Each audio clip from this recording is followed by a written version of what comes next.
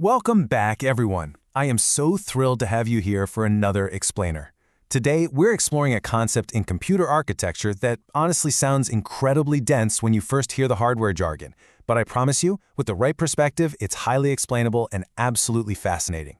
We're looking at direct memory access, or DMA. If you've ever wondered how modern computers handle massive amounts of data, from high-speed internet connections, hard drives, or graphics cards without just freezing up completely, well, you're in exactly the right place. To really grasp why this technology was invented, I want you to picture something for me. Imagine a massive, multi-lane highway of data inside your computer. Now, on one side of this highway, thousands of cars, which represent individual bytes of data coming from a peripheral like a network card, are completely stuck in a massive traffic jam. Why?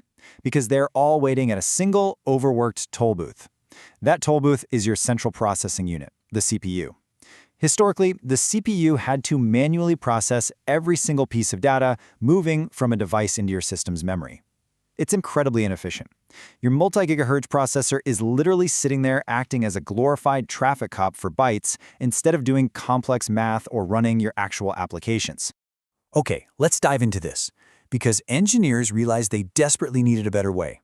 The solution to this bottleneck was to build a massive, open, multi-lane bypass road, a dedicated system that lets those hundreds of data cars zoom smoothly and concurrently straight to their destination, completely skipping the CPU toll booth. This hardware bypass is what we call the DMA controller. So, to give it a formal definition based on the Geeks for Geeks documentation, direct memory access, or DMA, is a hardware technique allowing peripherals to communicate directly with main memory, your RAM, without continuous CPU involvement. This process does two absolutely vital things. First, it exponentially speeds up data transfers, and crucially, it frees up the CPU to perform other tasks. By taking the CPU out of the mundane chore of just moving data from point A to point B, you massively improve the overall performance of the entire system. Section 1. Under the hood. Components and mechanics. So, how do engineers actually build this bypass? Let's map it out using the architecture of a real-world STM Microelectronics STM32 microcontroller. The layout brilliantly illustrates the bypass in action. Down at the edge of the system, you have your peripherals, things like analog-to-digital converters or timers. When they have data ready, they don't send it to the Cortex CPU core. Instead, they send a request straight to the DMA block. The DMA then routes that data directly through a central bus matrix straight into memory. And through all of this, the CPU is completely undisturbed, free to just keep fetching its own instructions and running your code. To manage a highway this massive without causing accidents, the DMA controller relies on some very specific internal registers. In a typical Texas Instruments setup, for example, each channel has a source address register, often labeled DMA-S. This tells the controller exactly where the data cars are coming from. Then it has a destination address register, DMA-DA, telling it exactly where in memory to park them. And finally, a size register, DMA-SC. This acts as a word count. It tracks exactly how large the fleet of data is, so the controller knows the second the job is done. Let's move to and see how this builds into an actual hardware conversation.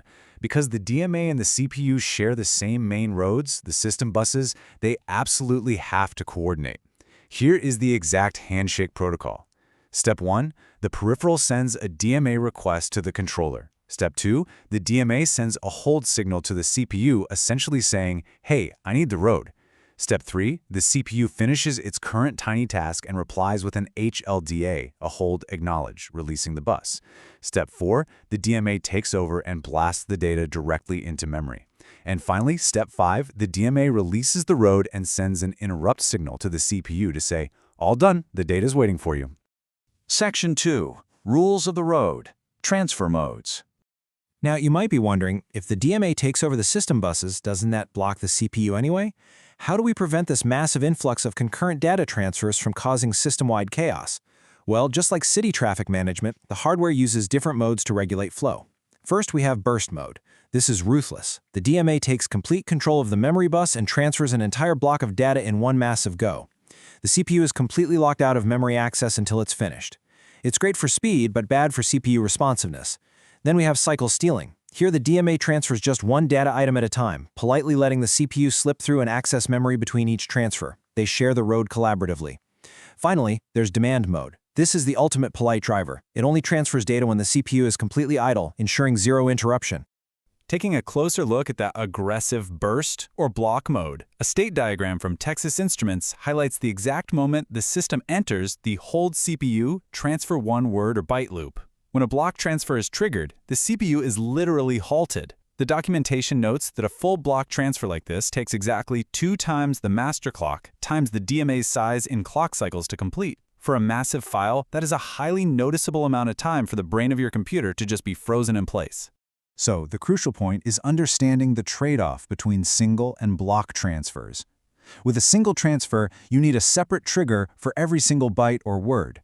The system has to temporarily increment or decrement its address registers, do the tiny transfer, and give control back. It's super safe, but it has high overhead.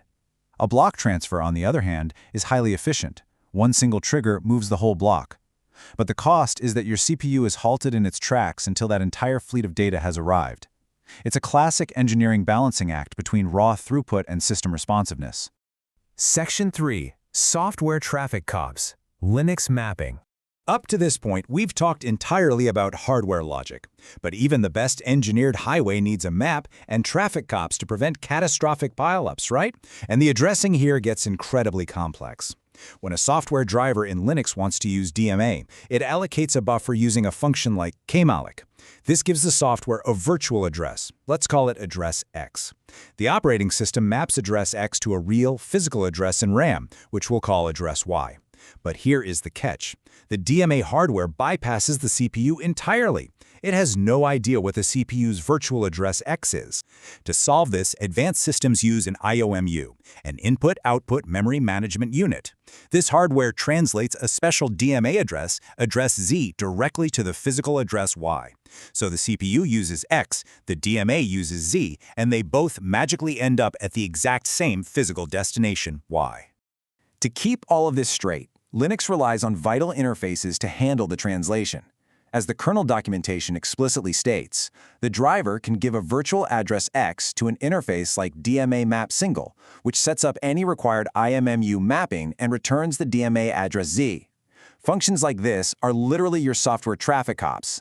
They also ensure the memory buffers are perfectly synced, making sure that both the CPU and the peripheral device are looking at the most up-to-date, correct copy of the data.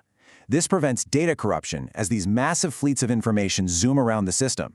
Which brings us to the end of our journey down the DMA highway. We've seen how direct memory access fundamentally transforms system performance by creating these dedicated bypasses, freeing up the CPU to do what it actually does best, compute. But I want to leave you with a thought. As our peripheral devices like 400 gigabit network cards and insanely fast NVMe solid-state drives become exponentially faster, what happens when the traffic on our hardware bypasses begins to outnumber the capacity of our CPU toll booths entirely? How will the computer architectures of tomorrow evolve to handle this relentless flood of data? Think about that the next time you download a massive file in seconds.